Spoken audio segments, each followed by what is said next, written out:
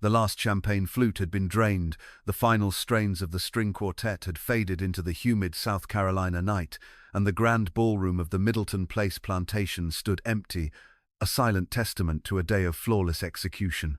But the story that would end with a single, desperate gunshot in the honeymoon suite began not with the celebration, but with the quiet, gnawing terror of a secret kept for a lifetime. Ethan Caldwell stood on the balcony of the suite, the scent of jasmine and damp earth rising from the gardens below. At 32, he was the embodiment of Southern ambition. A former college football star whose career was cut short by a knee injury, he had channeled his fierce competitiveness into the world of real estate development. He was handsome, charismatic, and driven by a deep, almost primal need to succeed, to build an empire of brick and steel that would solidify his family's legacy in Charleston. His life was a blueprint, each stage planned with meticulous precision. And tonight, he had completed the most crucial part of the plan. He had married Savannah. He watched her through the French doors. She was sitting at the antique, vanity, brushing her long, honey-blonde hair. The soft light of the lamp caught the delicate curve of her neck, the graceful line of her shoulders. Her wedding dress, a masterpiece of lace and silk, lay draped over a nearby chaise lounge. She was wearing a simple white silk robe, and even in that, she looked ethereal, almost impossibly beautiful. She was the perfect wife, the perfect partner to stand beside him as he conquered the world. She was his greatest acquisition. "Are you coming to bed, my love?" Her voice drifted out to him, a soft, melodic sound that had been the soundtrack to Cly, his life for the past year. "In a minute," Ethan called back, his voice tight. "Just taking it all in." He was lying. He wasn't taking it in. He was trying to push something down. A strange, formless anxiety had been coiling in his gut all day. He'd dismissed it as pre-wedding jitters, the natural stress of a day where every detail had to be perfect. But it was more than that. It was a faint, discordant note in the symphony of his perfect day. He had met Savannah a year ago at a fundraiser for the historic preservation of Charleston. He had been instantly captivated. She was not just beautiful. She was poised, intelligent, and possessed a quiet grace that seemed almost anachronistic in the modern world. She told him she was a freelance historian, specializing in the antebellum South, a profession that seemed perfectly suited to her old-world charm. Her background, as she told it, was tinged with a gentle tragedy that only made her more alluring. She was an only child, she'd explained, raised in a small, isolated town in the Blue Ridge Mountains. Her parents, older and deeply religious, had been killed in a car accident when she was 19, leaving her utterly alone. She had no other family to speak of. She had put herself through college, moved to Charleston to be closer to the history she loved, and had built a quiet, solitary life for herself. Ethan, a man whose life was a sprawling network of family obligations, business connections, and social engagements, found her solitude romantic. She was a blank canvas, a beautiful, unblemished soul with no messy family ties, no complicated past to intrude upon their future. She was his to shape, his to protect. His family had adored her. His mother, a formidable Charleston matriarch, saw in Savannah the perfect daughter-in-law, beautiful, well-mannered, and from a background so obscure it couldn't possibly tarnish the Caldwell name. His father, a stern, powerful man who had built the family's first construction company from the ground up, had been charmed by her intelligence and her deference to Ethan's ambition. "She's a good girl, son," his father had said, clapping him on the back after their first meeting. "Knows her place. She'll be a fine wife for a man like you." Their courtship had been a traditional, storybook affair. Picnics in White Point Garden, sailing trips in the harbor, formal dinners at the Carolina Yacht Club. Ethan was a man who valued tradition, order, and control. Savannah seemed to fit into his world perfectly. She was attentive, supportive, and seemed to have no ambition other than to be his wife. Yet, there were oddities, small, almost imperceptible things that pricked at the edges of his consciousness. She was intensely private. She never spoke in detail about her childhood, deflecting his questions with vague, sad smiles. She had no old friends, no photo albums, no tangible links to her past. When he had once pressed her for a picture of her parents. She had teared up and said she'd lost them all in a fire that had destroyed her family home shortly after their deaths. The story was so tragic, so complete, that he felt like a brute for even asking. Their physical relationship was passionate, yet strangely constrained. She was a shy, almost timid lover. She insisted on making love only in near complete darkness. Her modesty, a trait Ethan found both frustrating and endearingly old-fashioned. She would guide his hands away from certain parts of her body, her touch gentle but firm, whispering that she was ticklish or sensitive. He was a man of simple, direct appetites, and her reticence was a puzzle. But he'd chalked it up to a sheltered religious upbringing, a modesty he would, in time, gently overcome. Tonight was that night, their wedding night, the night all barriers would finally fall. He stepped back into the room, closing the French doors behind him. The suite was opulent, filled with the scent of lilies and the lingering sweetness of champagne. Savannah turned from the mirror, her face illuminated by the soft lamplight. She looked nervous, her smile fragile. "Everything okay?" she asked, her voice barely a whisper. "Everything's perfect," he said, his voice more confident than he felt. He walked over to her and knelt down, taking her hands in his. Her hands were ice cold. "You're trembling." "I'm just happy," she said, her eyes glistening, "and a little scared. It's all so new." "There's nothing to be scared of," he murmured, kissing her cold fingers. "You're my wife now. You're safe with me. Forever." He stood up and began to unbutton his shirt, his eyes never leaving hers. This was the moment he had been waiting for, the consummation of his perfect plan. He wanted to see her, all of her, in the full light of their new life together. He wanted to erase the last shadows of her shyness, to claim her completely. He turned off the main lights, leaving only the single soft lamp on the vanity. It cast a warm, intimate glow across the room. He saw her flinch slightly as he approached the bed. "Ethan, darling," she began, her voice tight with anxiety. Could we turn that last light off?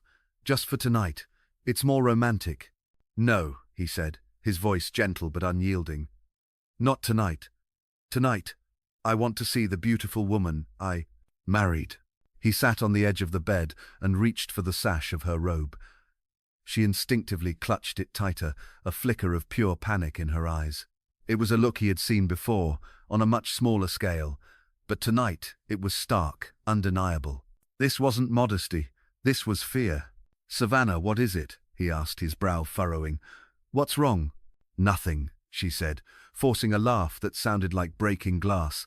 "I'm just being silly. It's just, I'm not perfect, Ethan. My body, it's not perfect." "No one is perfect," he said, though he didn't believe it. He believed she was. "Whatever it is, it doesn't matter. I love you." He reached for her again, his patience wearing thin. Her resistance was a challenge to his authority, an unwelcome complication on a night that was supposed to be flawless. He was the husband. This was his right. His hand closed over hers, and with a firm, steady pressure, he untied the sash and pushed the robe from her shoulders.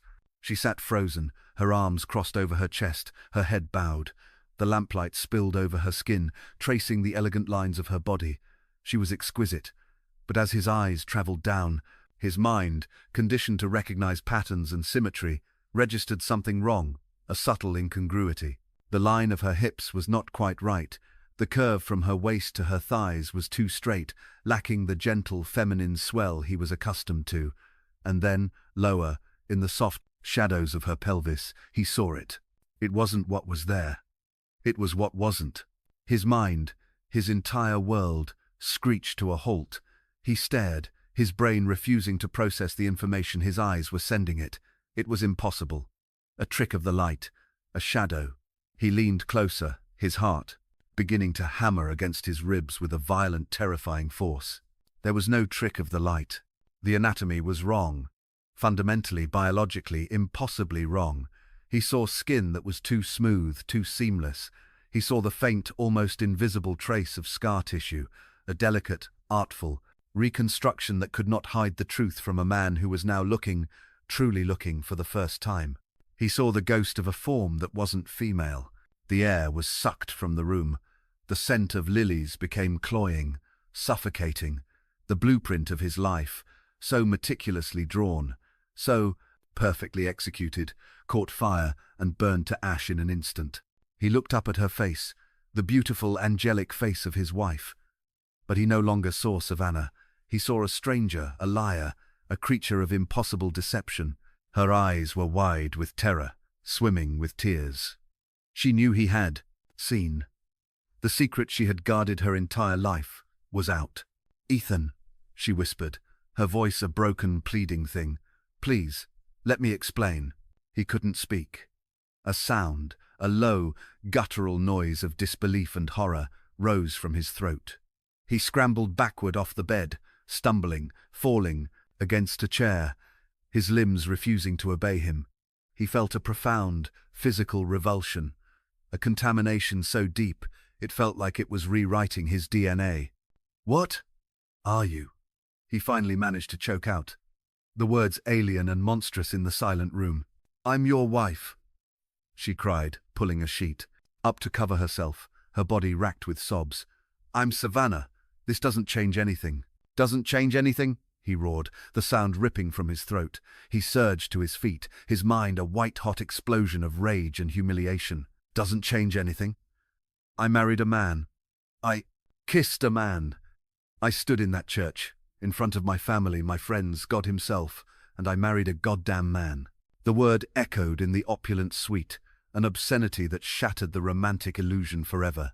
He began to pace the room like a caged animal, his hands clenched into fists, his knuckles white. He felt a violent, uncontrollable urge to smash something, to destroy the beautiful, expensive objects that surrounded him, objects that were now symbols of the grotesque lie his life had become. "I am not a man," she screamed back, her voice raw with a lifetime of pain. "I am a woman. I was born in the wrong body, and I fixed it. It was a birth defect, Ethan, a medical condition. You're a modern man, an educated man. You have to be able to understand this." "Understand?" He laughed, a wild, unhinged sound that terrified her. "Oh, I understand perfectly. I understand that you're a freak, a liar. You've made a mockery of me, of my family, of my name." His mind raced, processing the implications of her deception. His father's words came back to him, a mocking, ghostly echo. "She's a good girl, son, knows her place." His mother's proud, smiling face at the Groom reception, the envious looks of his friends, the respect of his business partners. It was all built on this. A lie. A fraud. He wasn't just a husband. He was a fool. The laughingstock of Charleston. "How could you do this?" he whispered, stopping his pacing to stare at her, his eyes burning with a cold, murderous hatred. "How could you be so selfish? So cruel?" "Because I love you," she pleaded, tears streaming down her face. "I was afraid. I knew you would never. I knew you wouldn't understand. I was going to tell you. Someday. When I knew you loved me enough. When I knew you were safe. We have live, and of his never leishan rooms wive, from mast with a blaze consly friend, with a doom and faced of the confident for the downs from the manit to a friend. Safe?" he spat. "You think I'm safe? My entire life is a joke because of you. Everything I've worked for, everything my family has built, it's all contaminated by this perversion." He saw her flinch at the word, but he felt no pity. He felt nothing but a cleansing, righteous fury. He was the victim here. He had been violated in the most profound way imaginable. "So what now, Ethan?" she asked, her voice small, her fight seemingly extinguished, replaced by a hollow despair. "What do you do now?" The question hung in the air, pregnant with terrifying possibilities. An annulment? A quiet divorce. He imagined the whispers, the rumors, the inevitable, humiliating truth coming out. The Caldwell boy married a man. His father's disappointment. His mother's shame. The collapse of his carefully constructed empire before it was even built. He couldn't survive it. His ambition, his pride, his very identity were inextricably linked to his reputation, and she had destroyed it. A cold, terrifying clarity began to settle over him. There was only one way to contain this, only one way to erase the mistake. A quiet divorce wouldn't be enough. The secret was too big, too explosive. As long as she was alive, the threat of exposure would hang over him like a guillotine. The lie had to be buried, permanently. He walked toward the bed, his movements slow, deliberate. The rage was still there, a furnace in his chest, but it was now being channeled, focused by a cold, reptilian logic. Savannah saw the shift in him, the change in his eyes from hot rage to something colder, something far more terrifying. She scrambled to the far side of the bed, pulling the sheet with her, her eyes wide with a new, dawning horror. She wasn't just afraid of his anger anymore, she was afraid for her life. "Ethan, what are you thinking?" she whispered, her voice trembling. "Stay away from me." He didn't answer. He kept walking, his eyes locked on her. He was no longer seeing the woman he had loved, or the man he now despised. He was seeing a problem, a threat to his survival, a loose end that needed to be tied off. "You did this," he said, his voice unnervingly calm. "You brought this on yourself. You had a choice. You could have told me the truth from the beginning. You would have never given me a chance," she cried. "Exactly," he said. "And we wouldn't be here. But you were selfish. You wanted my name, my money, my life. And you were willing to lie, to do anything, to get it. You set this trap. Not me." He was at the edge of the bed now. He reached out, not for her, but for the heavy, ornate brass lamp on the nightstand. He wrapped his hand around its base, the metal cool and solid in his grip. Savannah screamed. It was a raw, primal sound of pure terror. She threw herself off the far side of the bed and bolted for the door. But Ethan was faster. He was an athlete, his body a finely tuned machine. He vaulted over the bed, landing silently on the balls of his feet, cutting off her escape. He stood between her and the door, the lamp held loosely at his side, the hunter cornering his prey. "There's nowhere to run, Savannah," he said, using her name with a venomous irony. "Or whatever your real name is. Please, Ethan," she begged, backing away until she was pressed against the wall, her hands held up in a futile gesture of defense. "Don't do this. We can disappear. I'll go away. I'll sign anything. I'll never tell anyone, I swear. I'll just cease to exist. Please." He considered it for a moment. The idea was tempting. Let her run. Let her vanish back into the obscurity from which she came. But he couldn't trust her. The secret was too powerful. It was leverage. She could come back years from now, threatening exposure, demanding money. The threat would always be there. He needed certainty. He needed control. He needed a permanent solution. "I believe you'd try," he said, taking a slow step toward her. "But I can't take that risk. You've made me a liability. And I, Ethan Caldwell, do not tolerate liabilities." He raised the lamp. She squeezed her eyes shut, a final, choked sob escaping her lips.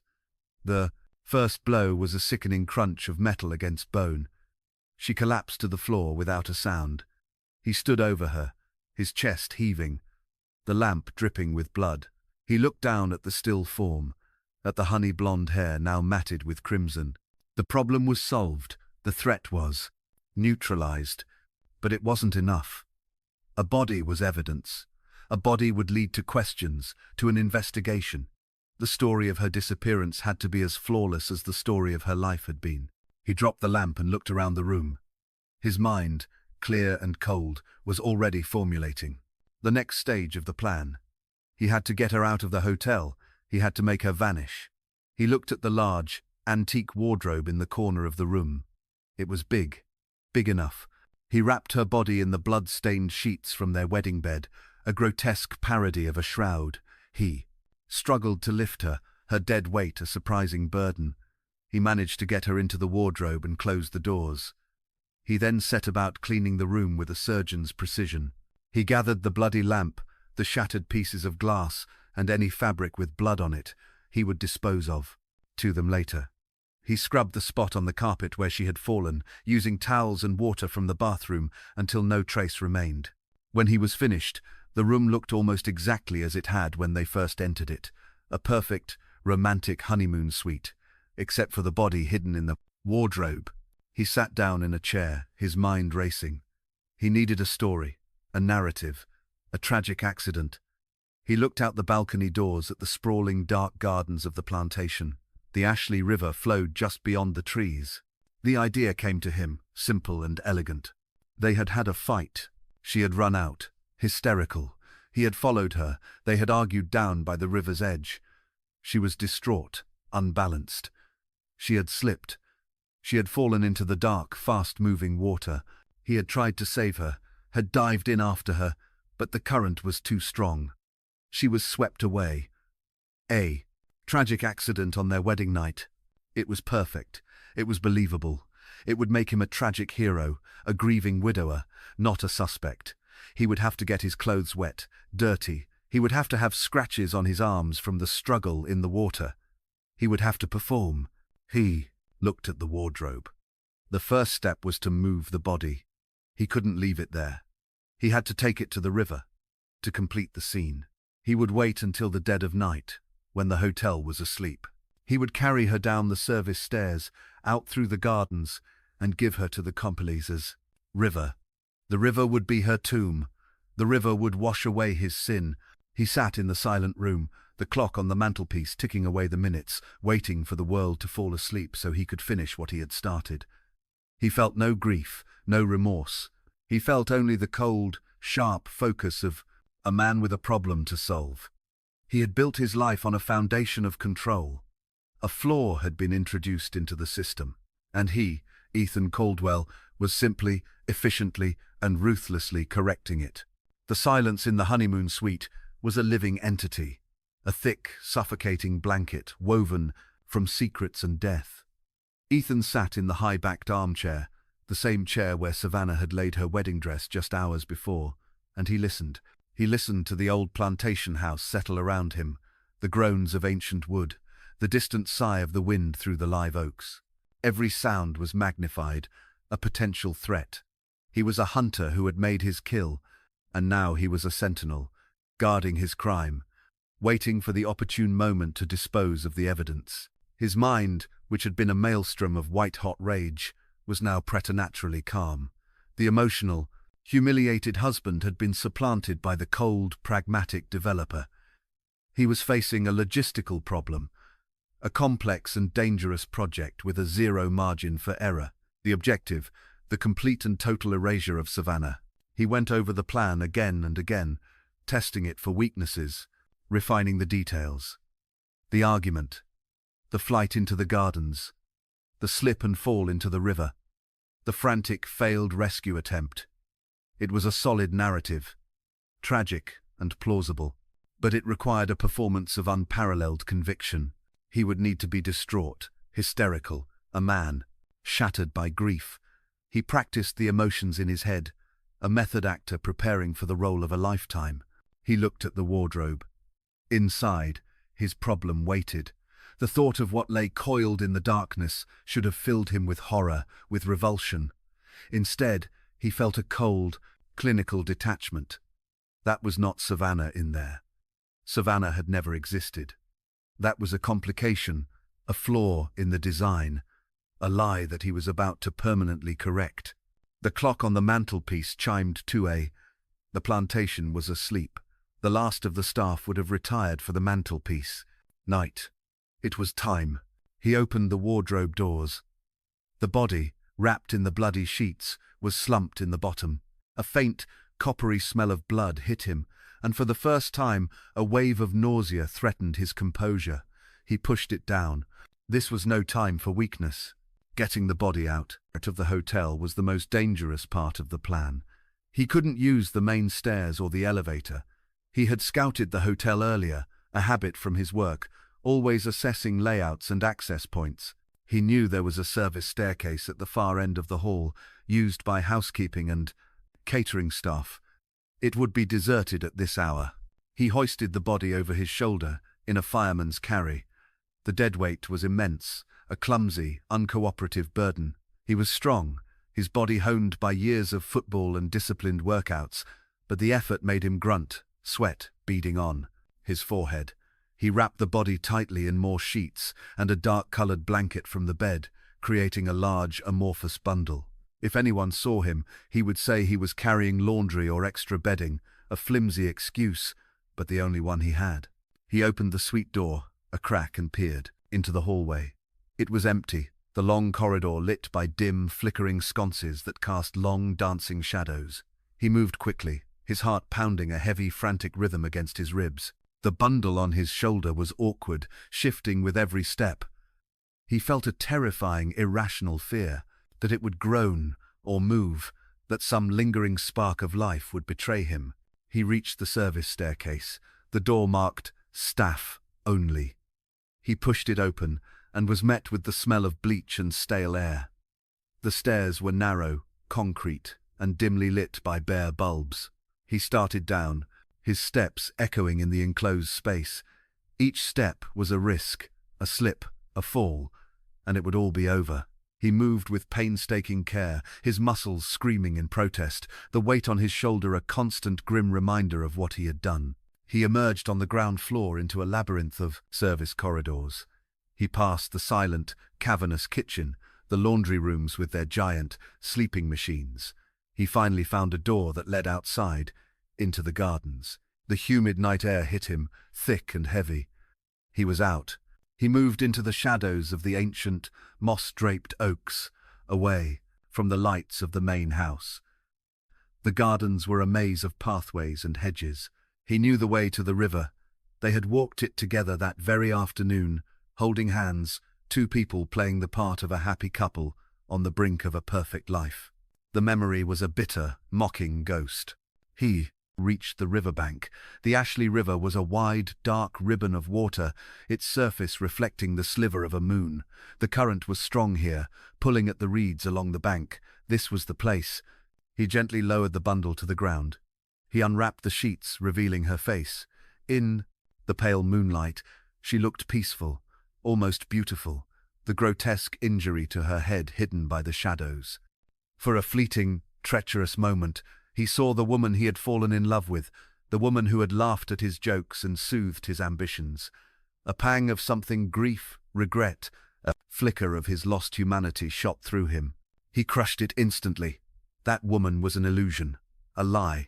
This was just a body, a problem. He needed to make sure she would not be found, that she would not wash up on some sandbar downstream, her secrets exposed to the world.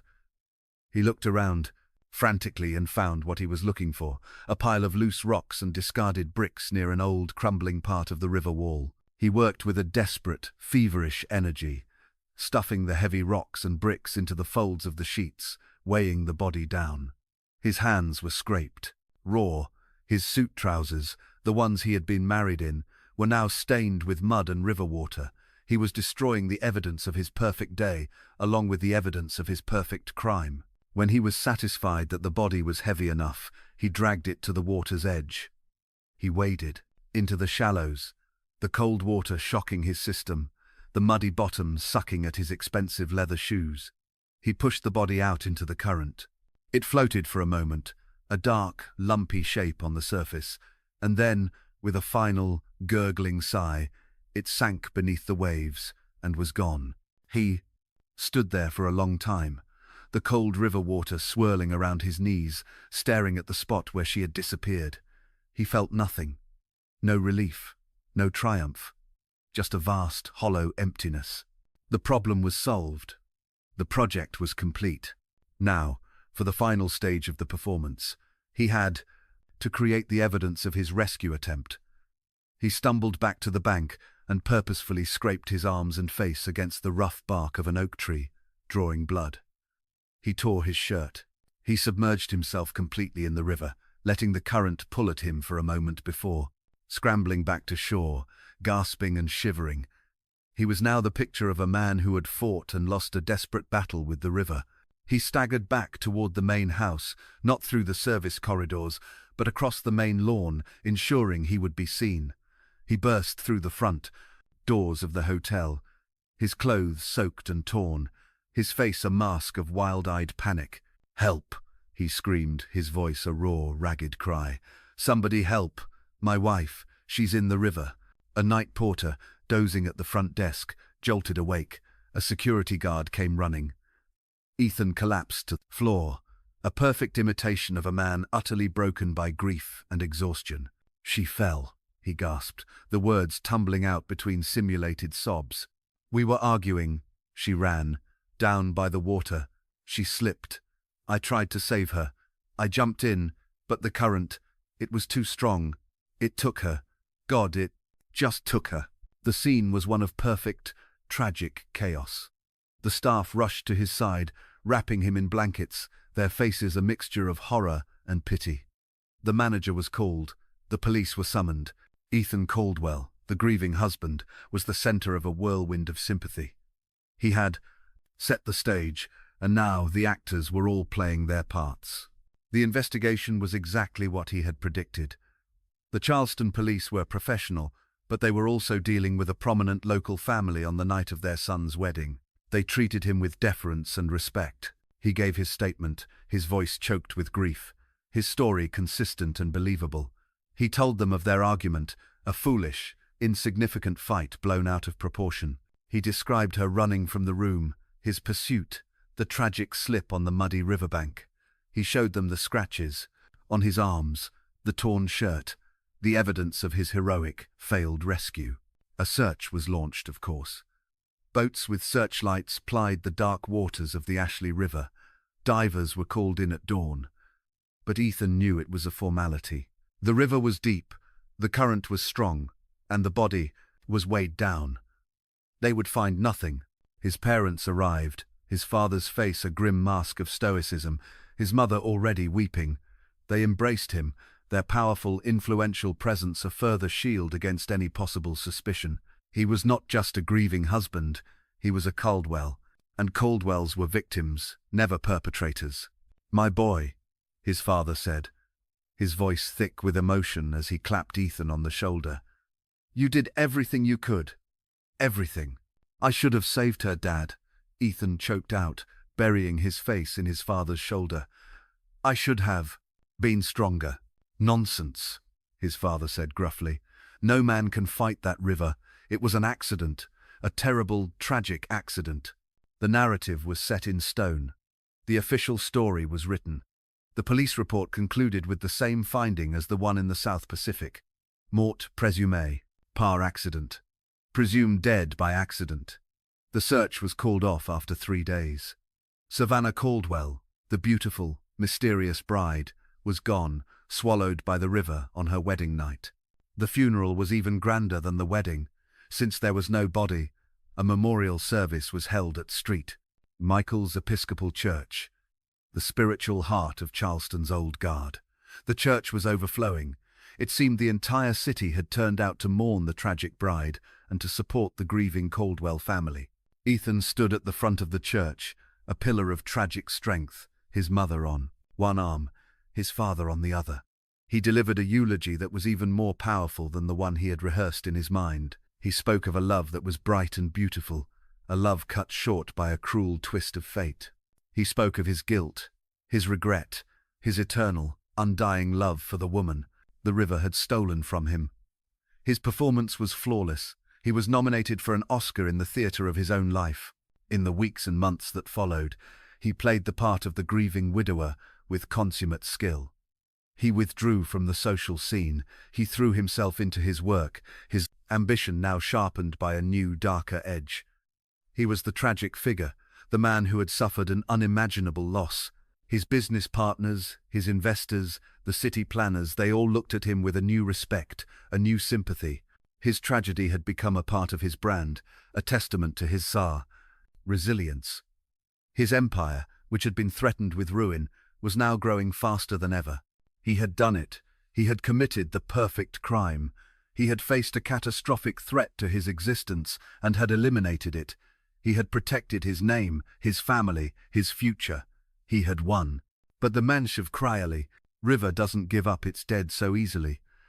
And secrets, like bodies, have a way of rising to the surface. It began, as it had for Alistair, with the ghosts, not literal ghosts, but the ghosts of memory, the phantoms of guilt. He would be in a high-level planning meeting, discussing zoning, variances and profit margins. And suddenly, he would see her face.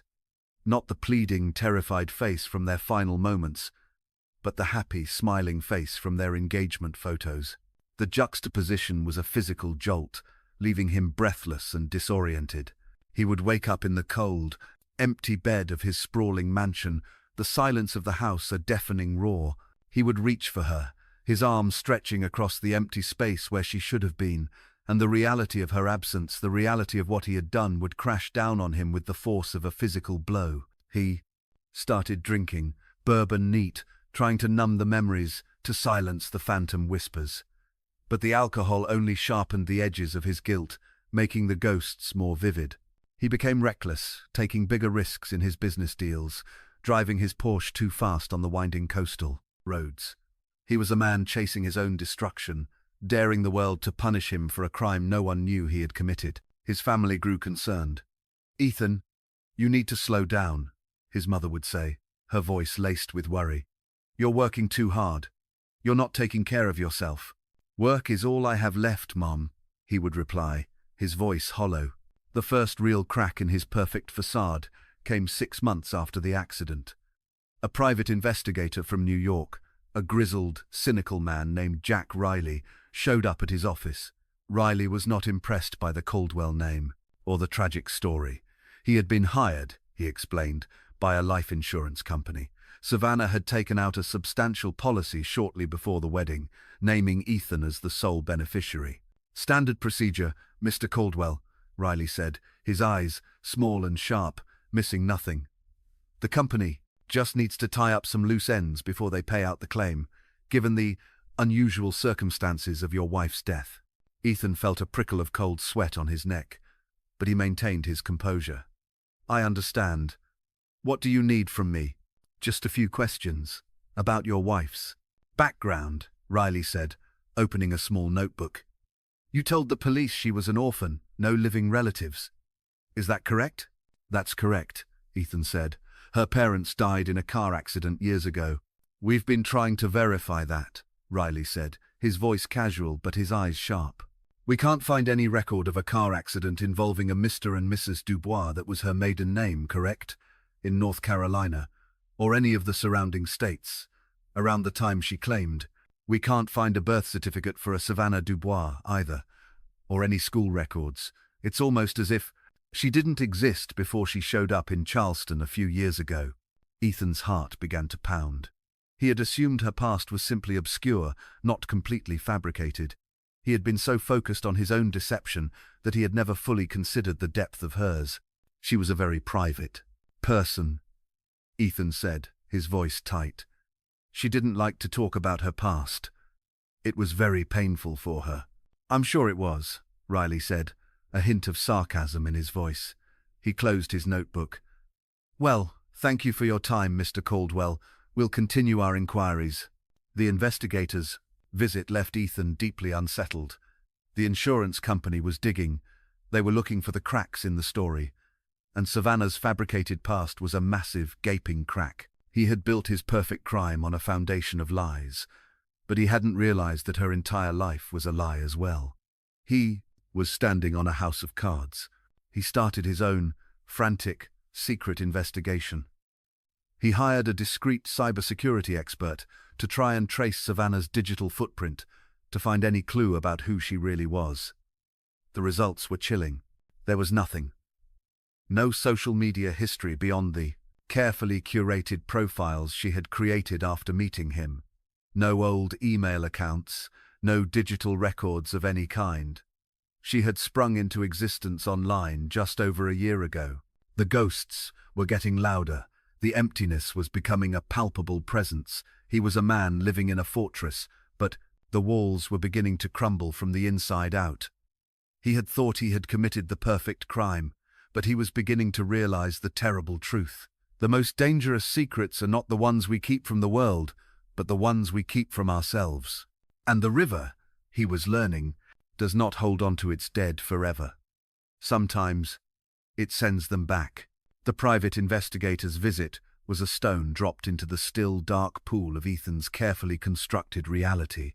The ripples spread outwards, disturbing the placid surface of his life, revealing the murky, unsettling depths beneath. Jack Riley's casual observation that Savannah seemed not to have existed before arriving in Charleston was a splinter under Ethan's skin, a constant, irritating reminder that his perfect crime was built on a foundation he didn't understand. He had killed a ghost, and now that ghost's lack of substance was threatening to expose him. His drinking escalated. The bourbon was no longer just a tool to numb the memories, it was a necessary fuel to get through the day. His work, once a refuge, became a source of unbearable stress. Every meeting, every phone call, felt like an interrogation. He saw suspicion in every glance, accusation in every question. His empire was growing, but he felt like a king ruling over a kingdom of ashes. The haunting became more personal, more specific. He started having nightmares, not just of the murder itself, but of the river.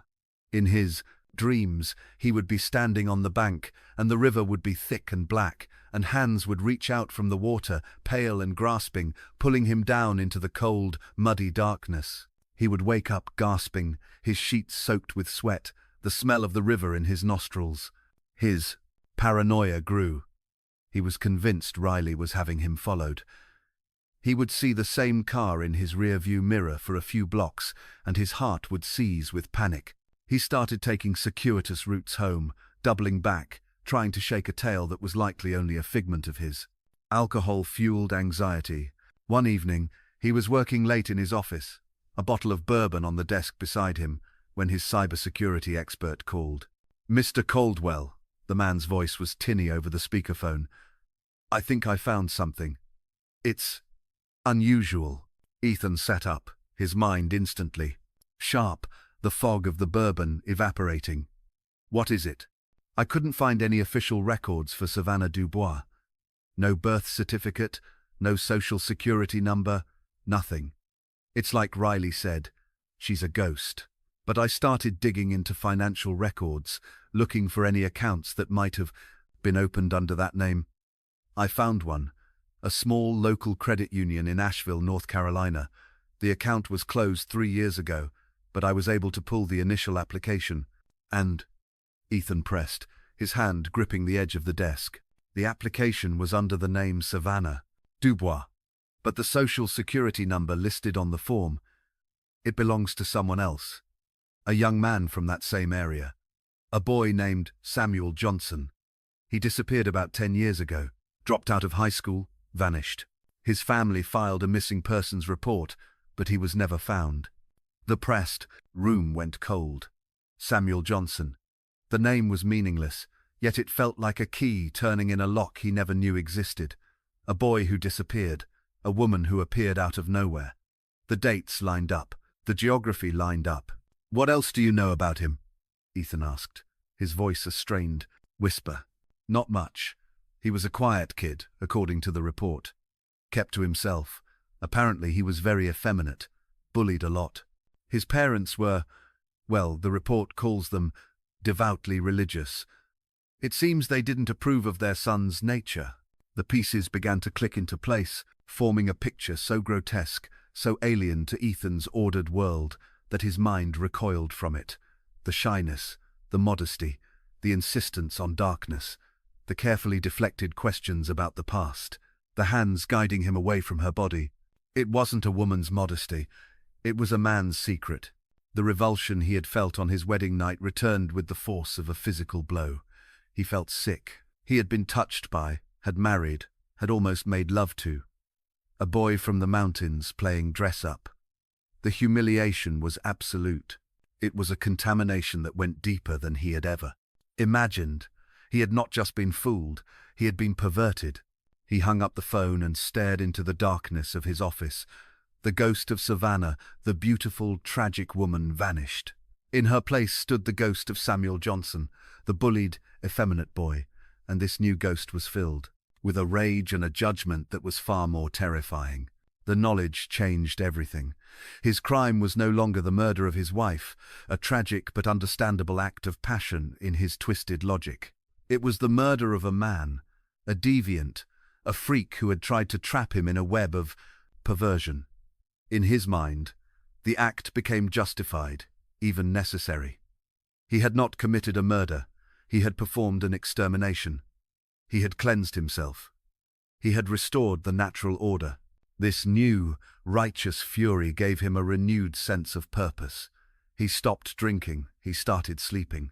Again, the nightmares replaced by a cold, dreamless void. He returned to his work with a ferocious, almost manic energy. He was no longer a haunted man, but a man with a holy secret, a man who had done a terrible but necessary thing to protect the sanctity of his world.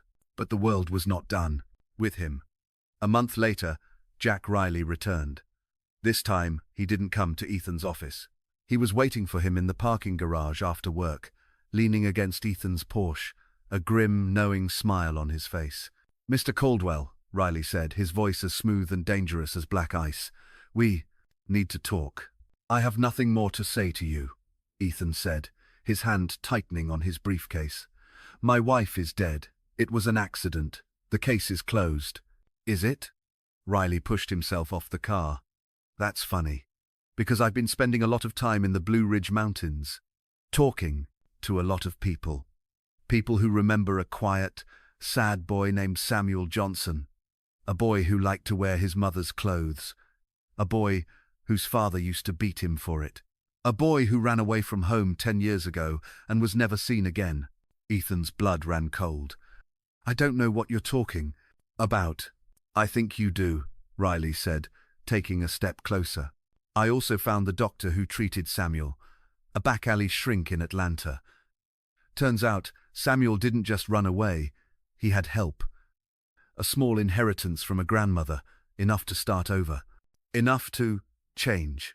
Enough to become someone new. Someone beautiful. Someone named Savannah." The secret was out. The unutterable truth had been spoken aloud. Ethan felt the concrete floor of the parking garage tilt beneath his feet. "The insurance company finds this story very interesting," Riley continued, his voice a low conspiratorial purr. "A man fakes his own death, changes his identity, his gender, and then shows up married to a wealthy real estate developer with a $2 million life insurance policy in his name. And then, on their wedding night, this person mysteriously falls into a river and disappears. It's a hell of a story, isn't it? Almost sounds like fraud, almost sounds like motive." Ethan stared at him, his mind racing. Riley didn't know about the murder. He couldn't. But he knew enough to destroy him. The story of the fraud, of the transgender wife, would be enough to ruin the Caldwell name forever. It was a different kind of death sentence, but a death sentence nonetheless. "What do you want?" Ethan asked, his voice a hoarse whisper. Riley's smile widened. "The insurance policy is for $2 million. A tragic accident like this, the company would probably be willing to pay a substantial amount to make a story this messy, this potentially embarrassing, just go away. Let's say half, $1 million, in cash, untraceable. You get your reputation back, I get a nice retirement fund, and the ghost of Samuel Johnson can finally rest in peace." It was blackmail, pure and simple, and Ethan knew he had no choice. He was trapped. He had killed to bury a secret, and now the secret was back, with a price tag. "You'll have it," Ethan said, his voice dead. The next week was a blur of frantic, secret activity. Ethan liquidated stocks, pulled from hidden accounts, gathering the $1 million in cash. He felt like he was paying a ransom for his own life. The exchange was to take place at a deserted boat dock on the Cooper River at midnight. The night of the exchange was dark and moonless. Ethan drove to the dock, a heavy duffel bag full of cash on the seat beside him. He felt a strange sense of déjà vu. The dark water, the smell of the river, the weight of a terrible secret. Riley was waiting for him at the end of the pier, a solitary figure silhouetted against the distant lights of the city. "You have it?" Riley asked as Ethan approached. Ethan dropped the duffel bag at his feet. "It's all there.